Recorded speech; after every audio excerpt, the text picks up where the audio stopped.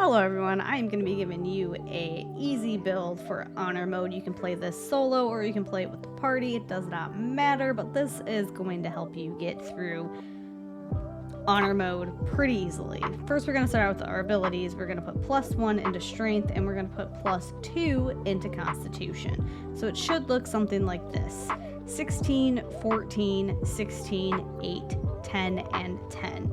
In our constitution we are going to raise when we get the hag's hair, etc. And you can use elixirs to help your strength as well from Auntie Ethel. If you don't know what I'm talking about, comment down below and I'll post a video on where to find Auntie Ethel. She is in the Grove. So alright, we're gonna go on to level 2 now. We get a class feature and we're gonna get an action, which is our reckless attack. So our class feature is danger sense, which is kind of like Spidey senses tingling. That's how I like to look at it.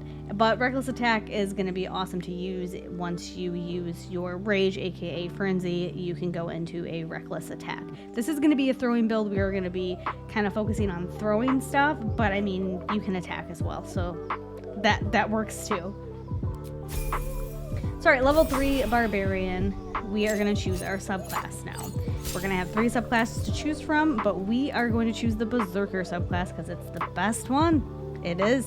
And we're going to get in-ranged throw and frenzy strike. I don't use frenzy strike a lot because I don't really like the penalties of it, but be my guest and use it if you want to. But in-ranged throw is absolutely amazing, and that's what this build is going to kind of be going off of. So now, on to level 4. So for level 4, we're going to get a feat, and we're going to go with Tavern Brawler, and we're going to go ahead and up our constitution by 1. And like I said, we are going to end up getting the hag's hair for this buff, so it's not going to always be at 17, but for right now we're just going to put it at 17. And I mean, you could do strength too if you want and then get the hag's hair for strength and just leave your constitution at 16. It's entirely up to you. It's not a huge deal, but that's what we're going to do for that. Now level 5, we are going to get an extra attack and more movement speed, which is fantastic. I love it. This build is actually alive right now at this level 5. It's pretty powerful. And yeah, so that's our level 5. There's not really much to it, but now we are going to go into level 6.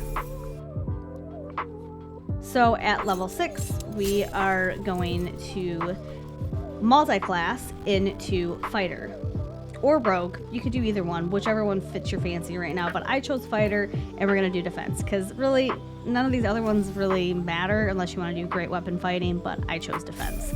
It's up to you. Defense, great weapon fighting, whatever you want. Now we're gonna do level 2 so we can get action surge into fighter, and that way we can attack even more and throw even more as a fighter, which is pretty awesome. This is like the bread and butter again. Like I said, action surge is great.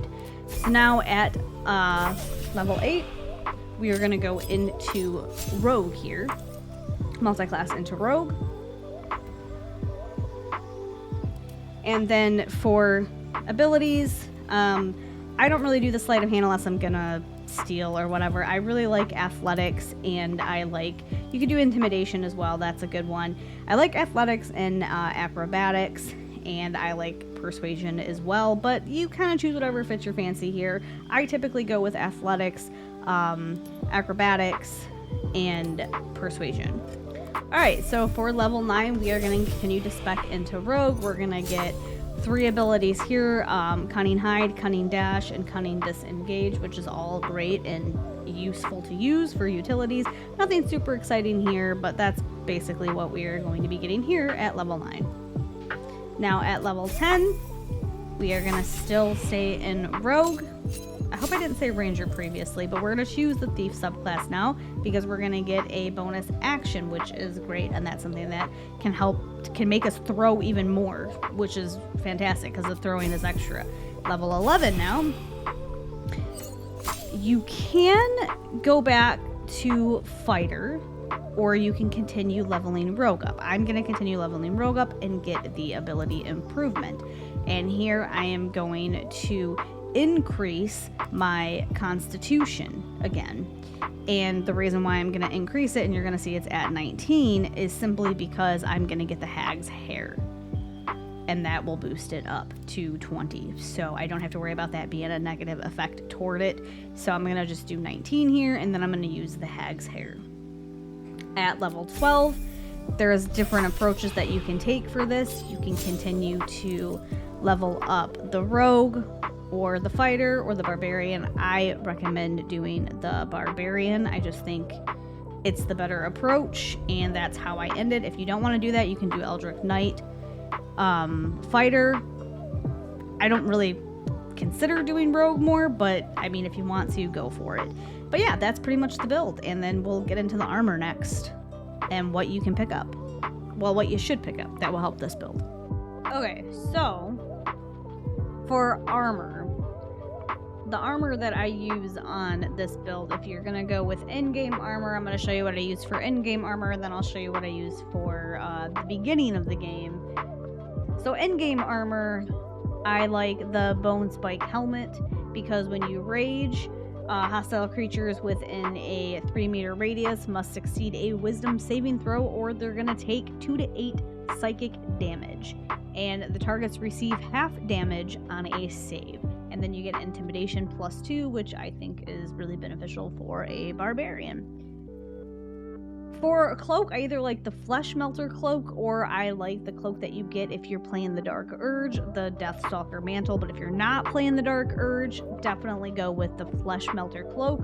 If you are playing the Dark Urge, then just pick and choose which one is your favorite. The Flesh Melter gives you the 1 to 4 acid damage, where the Deathstalker, after you kill an enemy, you become invisible for 2 turns. So right here, it's just kind of personal preference on what you want. For the body armor, I like the Bone Spike Garb, because you gain 15 temporary hit points whenever you rage. So when you go into your rage or your AKA frenzy, you are going to gain 15 temporary hit points. 15! That's awesome. I love it. I think it's great. It also reduces all incoming damage by 2, and when you are struck by another melee attack, the attacker who is attacking you is going to take 6 piercing damage. I just think it's a great thing to have. I like the Gauntlets of Frost Giant Strength. It gives you a strength saving throw +1, and when you wear it, it boosts up your strength to 23, which I think is awesome. And then for the boots, I like the Helldusk boots, because you cannot be moved by spells or actions by an enemy, and you ignore the effects of difficult terrain, which is wonderful. Love the fact that you can ignore the effects of difficult terrain, because that gets pretty annoying.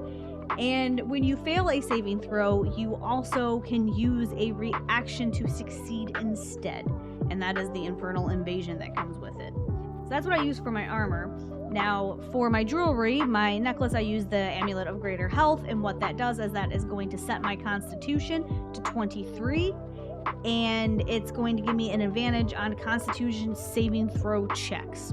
I love it. I think it's a great amulet. I actually like to put it on more than just my Barbarian. It gives you some nice health, especially if you're playing on Honor mode. And for the rings, I like Killer Sweetheart, because when you kill a creature, your next attack roll will be a critical hit, and this refreshes every long rest. And then the other ring that I like is Ring of Regeneration, and basically what this does is each time it is your turn, this ring will heal you for 1 to 4 hit points. Yeah, you heard me right. This ring will heal you each time it is your turn, 1 to 4 points. A lot of people don't think it's worth it because it's a low amount, but I think it is, and sometimes it can save you in sticky situations. Now, for my weapon, I like the Baldur's Giant Slayer, and when you hit, you double the damage from your strength modifier, and that just goes very well with the gauntlets that we have and having our strength high up like that. Basically, this weapon is going to grant you advantage on attack rolls, and I just like it. I just think it's a cool weapon. There are other weapons that you can use, but I like this one. The Darkfire short bow is what I like for my bow, and that's going to grant you resistance to fire damage and resistance to cold damage, and it gives you haste, I believe, as well, which is great. And for a throwing weapon, I like to get the, I'm going to butcher this, No, I don't even know how to say this, but this right here is what I like to throw. And the reason why I like to throw this is because it always comes back to you.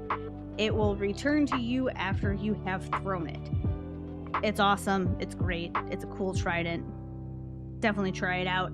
You also get Veil of the Wind, which gives you plus 3 meters bonus to movement speed and jump distance, which is great too. But that's if you have it equipped. We're just throwing it.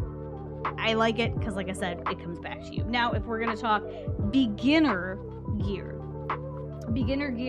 the Haste Helm. The Haste Helm is wonderful. It's going to give you that momentum at the start of combat for 3 turns, which is great because as a barbarian, that's kind of one of the weaknesses that we have is we don't have a lot of movement, so that's always wonderful. The Blood Guzzler's Garb is a great body armor, and like I said, you could use the Deathstalker Mantle if you want to. That's one that you kind of get in the beginning-ish of Act 1 if you do Dark Urge. If not, I do definitely recommend the Flesh Melter's Cloak. Rings, you can either use the Caustic Fan, which will do 2 acid damage, or you can use Crusher's Ring. I don't have Crusher's Ring on me right now, but you get that from the Goblin at the Goblin Camp, and I can do a whole walkthrough. Just put it in the comments if that's what you need me to do, if you don't know where to get it.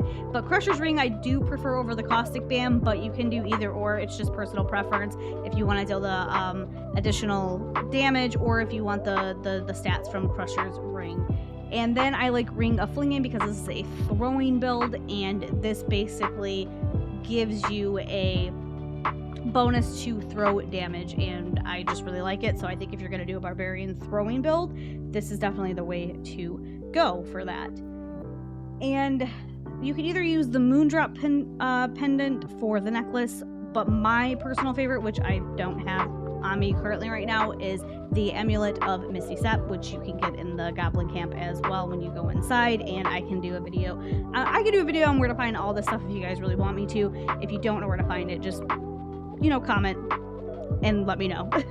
But yeah, so you can either use Moondrop Pendant or you can use the Amulet of Misty Step. I prefer the Amulet of Misty Step because basically what that does is that's going to give you Misty Step, and like I said, with a barbarian, that is kind of the weakness of a barbarian is movement and being able to get around the battlefield more, and by having the Amulet of Misty Step, you are able to Misty Step anywhere you want and get in that position that you need to get in. If you don't want that though, the Moondrop Pendant is here, and basically when you are at 50% hit points or less, you aren't going to provoke opportunity attacks, so you won't be getting attacked by enemies when you are at 50% or less hit points, which is pretty big, so that's also another good one to have as well. But there you have it. That is the honor mode build. You can play this solo, like I said. You can play it with a full group. It doesn't matter. Make sure, if you like this video, please subscribe, turn on your notifications. I will post more. If you guys liked it, let me know in the comments. And I will also be bringing another build of the best honor mode party build that's pretty OP that you can take with you and power through it. But like I said, this build can go, you can have a party or you can go solo with this build, and it should work either way. But until next time, guys, hope you enjoyed the video. Like I said, please don't forget to subscribe. I appreciate it from the bottom of my heart. It helps grow my small channel and get me out there. So thank you all again, and of course, until next time, mwah!